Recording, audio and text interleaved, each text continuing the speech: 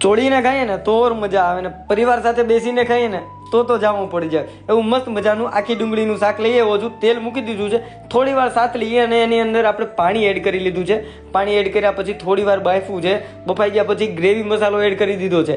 Gravy મસાલો add કરીને એકદમ પ્રોપર મિક્સ કરી દીધું છે. ઉપરથી લીલું લસણ નાખી દીધું છે, બધા જ ગરમ મસાલા નાખી અને એમને પ્રોપર મિક્સ કરી થોડું એવું મીઠું ઘટતું હતું ને એટલા માટે એમાં થોડુંક એવું મીઠું અને લીંબુ પણ એડ કરી દીધા છે અને એમને નીચે લઈ લીધું છે. કેમ કે ભાઈ આપણે બીજો વઘાર મારવાનો કે નહીં, તો એના માટે તપેલી મૂકી દીધી છે. એમાં આપણે તેલ નાખી દીધું, આખું જીરું નાખી દીધું, લીલું લસણ ને આદુ મરચાંની પેસ્ટ પણ નાખી દીધી છે.